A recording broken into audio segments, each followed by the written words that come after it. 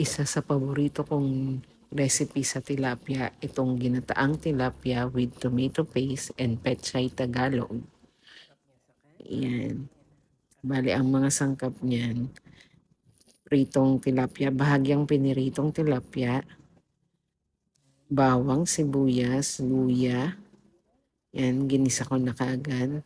Di ko na na-present lahat yung ating ingredients. Pero yan, may bawang, sibuyas at luya yan. Tapos bahagi ako ng pinirito yung ating tilapia. Ginigisa ko maigi yan. Bali sa paggigisa pa lang, isusunod natin dyan yung ating, ayan na yung tilapia. Oh. Tapos may tomato paste din na ginagamit ako. Yan, yung tilapia ko may konting asin na yan. So ayan, ginisa ko na yung ating nasa konting oil lang.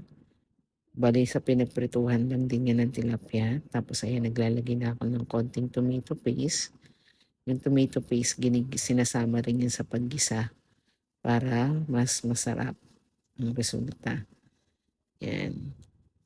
So yan, mix lang na muna natin ng maigi yung ating tomato paste para masangkot siya maigi. Kulang pa yung tomato paste na nilagay ko kaya nagdagdag pa ako. Yan. Tapos hahalu-haluin lang natin yan. Pag nagisa na yan ng maayos, saka lang ako maglalagay ng mainit na tubig para mabilis yung pagluluto. Yan, yun namumula-mula na yung ating kawali dahil sa tomato paste. Tapos, ayan, okay na yun, nagisa na yan. Lalagyan na tayo ng hot water. Hot water nilalagay ko, unti-unti ako naglalagay ng hot water. Mix ko muna maigi. Pag sa tingin ko kulang pa yan, dadagdagan ko pa yan ng water. Kasi papalambutin din natin yung ating tilapia sa sauce na yan. Yan, nilagay ko na isang mug yun ng tubig. Tapos ayan, hinayaan lang natin kumulo. Ayan, nilalagay ko na yung mga tilapia na pinirito ko ng half cook. Yan. Ayan, ina-arrange ko dyan para magkasya lahat yung ating niluto. Bali, 3 pirasong tilapia yan. Bali, nati lang into 2. Pero 3 buong tilapia yan. Yan, nung nailagay ko na lahat yan, hinayaan ko lang muna, tinakpan ko muna. Habang nire-ready ko yung paghugas ng gulay natin. Yan yung portion ng tangkay at saka yung dahon. Tapos yung ating gata. 2 gata. Yung bali yung kinuha ko yung pinakamalaki na gata. Yan. Medyo na ano ko na yan. Inilagay ko na yung gata. Medyo nasipsip na ng konti ng bahagya yung ating sauce. Kaya naglagay na ako ng gata. Tapos hayaan lang natin mag-simmer yan. Nalagay ko na rin dyan yung tangkay. Malapit na kasi maluto yan. So, tangkay muna ng pechay Tagalog ang nilalagay ko para lumambot yung ating gulay. Yan. Kita mo yung simmering na rin dyan yung ating sauce.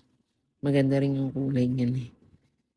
Yung may gata at saka yung tomato paste na pinagsama. Ang ganda ng itsura ng kulay. Ayan o. Yan. Hayaan lang muna natin ulit mag-simmer yan. Saka natin ilalagay yung ating dahon ng pechay. Yan. Sine-check ko lang din kung kumukulo na. Yan, bagay na siya kumukulo. Dahan-dahan ko lang hinahalo kasi baka madurog yung ating isda. Kasi malambot na yun eh. Ayan. Simmering. Simmering na yan.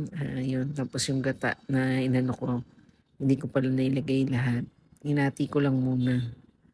Para nga ma-cover talaga yung buong isda at saka mga gulay. Kaya ganun ang ginawa ko. Parang half muna tapos yung final half nung medyo nagpumulo-kulo na yan. Ayun. Yan, tapos tatakpan ko muna saglit yan. Ngayon yun, okay na. Medyo luto na yung tangkay. Ilalagay na natin dyan yung ating dahon na parte. Ay, naglagay pala ako ng Himalayan salt pa pala dyan. Kasi kulang sa alat yung ating timpla. Diyan na yung time ko na maglagay ng Himalayan salt. Yung ginamit ko kaya pinong-pino yung ating asin. Tapos sa kanilagay yung dahon. Hinayaan ko ulit kumulo. Ayan, malapit na maluto. Ayan, papatayin na natin yung apoy niyan. Ayan na natin, tapos tatakpan. Masayaan na natin yung init ng steam ang mag-final luto dyan. Ayan ang luto na yan eh.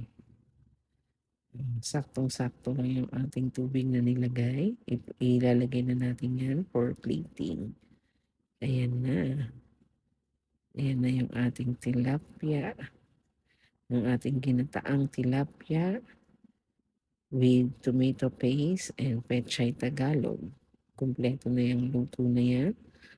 Creamy and yummy yung ating sarsa. Masarap sa kanin.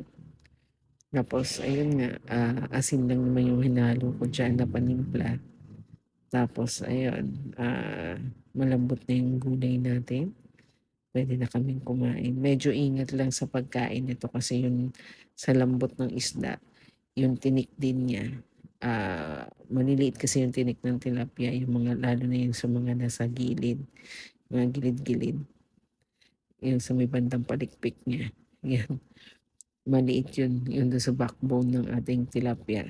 Kaya yun nadudurog din yun. Kaya dahan-dahan ko yung kinukuha. Pagka hindi ko siya masyado hinahalo ng maigi para hindi magdurog-durog yung ating tilapia. Dahil luto na yan, ready for eating na kami ni Mother. Thank you for watching. Have a nice day. Bye-bye.